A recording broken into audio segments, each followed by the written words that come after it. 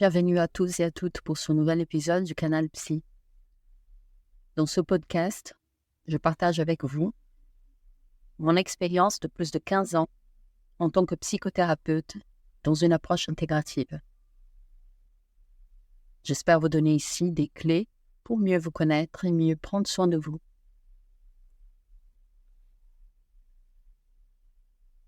Vous avez déjà remarqué que je suis très mauvaise en édition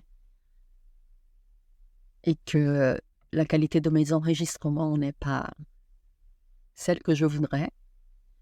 Mais je tenais à vous dire que ce qui m'intéresse, c'est avant tout de vous transmettre un contenu qui me semble pragmatique et honnête. J'espère apprendre quand même à éditer un jour mes enregistrements, mais pour l'instant, ce n'est pas ma priorité. Je voudrais vous parler aujourd'hui de confiance et estime, de la valeur de soi. Se faire confiance, avoir de l'estime pour soi, sont parmi les difficultés les plus récurrentes exprimées en psychothérapie. Se faire confiance est l'aptitude à reconnaître et croire que l'on est capable de réaliser un certain nombre de choses, de relever un certain nombre d'obstacles et de conquérir certains objectifs. Cette aptitude est profondément reliée à la capacité de reconnaître la valeur de soi. Cette valeur de soi ne se réduit pas à la capacité de reconnaître les qualités et compétences qui nous appartiennent. Elle est aussi intimement liée à notre capacité à reconnaître et à observer avec bienveillance nos limites et besoins fondamentaux. Ces mêmes limites et besoins fondamentaux qui sont en lien avec des valeurs et des nécessités profondes et importantes pour nous. Comme souvent, je vous dirais que le signe d'une bonne confiance en soi et d'une bonne estime est la disposition interne à reconnaître, en plus de notre qualité et de notre aptitude à réussir, un certain sentiment d'efficacité, à reconnaître notre droit à l'erreur, notre imperfection et même notre vulnérabilité. C'est sans compter le nombre de fois où des personnes m'ont exprimé leur répulsion ou leur peur d'admettre et de reconnaître, donc d'accueillir avec bienveillance leurs faiblesses ou difficultés. Bien évidemment, quand on vient vers moi, c'est parce qu'il y a une difficulté, plus ou moins identifiée, avec laquelle la personne a du mal à composer. Généralement, personne n'est jamais très content d'avoir cette difficulté. Et bien souvent, on éprouve pas mal de ressentiment vis-à-vis de soi-même, du fait même d'être en difficulté. Mais cette attitude fait que nous souffrons doublement. Nous souffrons en raison de la difficulté et en raison de ce que la difficulté nous fait penser de négatif de nous-mêmes. Nous souffrons de notre incapacité d'accepter notre vulnérabilité.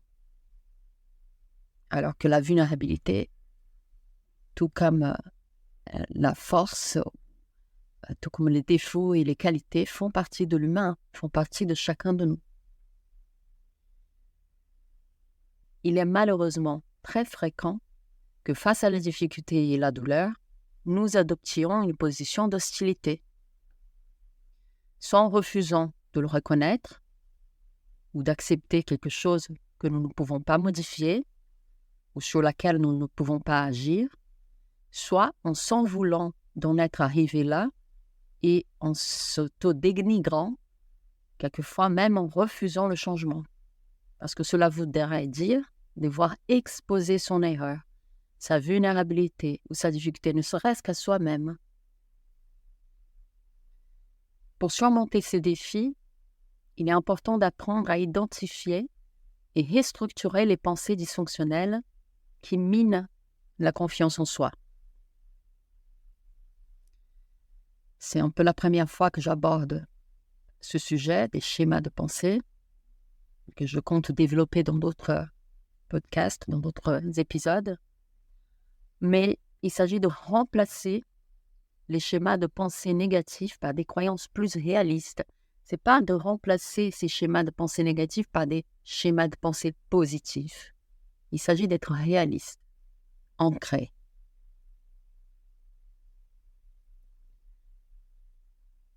De cette manière, il est possible d'apprendre à se voir de manière plus équilibrée, plus juste et plus vraie aussi.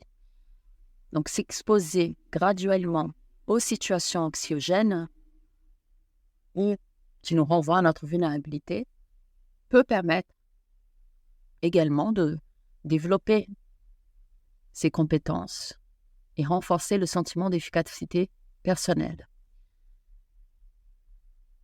Il est vrai que parfois, ces difficultés vont trouver leurs racines dans des dynamiques relationnelles, familiales. Et là, il faut explorer plutôt les rôles et les interactions au sein du système familial. Il est possible d'identifier et de modifier des schémas dysfonctionnels. Et cela va permettre une libération des attentes et des croyances qui sont dysfonctionnelles ou qui limitent notre existence et qui sont imposées parfois par l'environnement dans lequel on vit ou dans lequel on a grandi. En travaillant sur ces schémas, nous apprenons à répondre de manière plus adaptée à nos besoins émotionnels, ce qui favorise l'acceptation de nos vulnérabilités et imperfections. Alors, changer les pensées dysfonctionnelles, les schémas de pensée négatifs, n'est pas chose simple. Cela demande de l'investissement, cela demande de l'énergie et je ne vous mentirai pas, il n'y a aucun travail psychique qui puisse se faire de manière sérieuse et durable sans qu'il y ait un engagement actif, conscient de la part de celui qui veut aller vers le changement. Cependant, il y a des outils d'accompagnement et j'essaierai de faire un podcast là-dessus et vous donner quelques clés plus pratiques la prochaine fois. Mais commencez déjà par modifier votre manière de vous adresser à vous-même. Ces pensées dysfonctionnelles, ces schémas de pensée négatifs se manifestent souvent par un dialogue interne qui commence par je suis nul ou j'y arriverai jamais, des choses comme ça. C'est à ce moment-là qu'on doit faire l'analyse consciente, éclairée de la situation.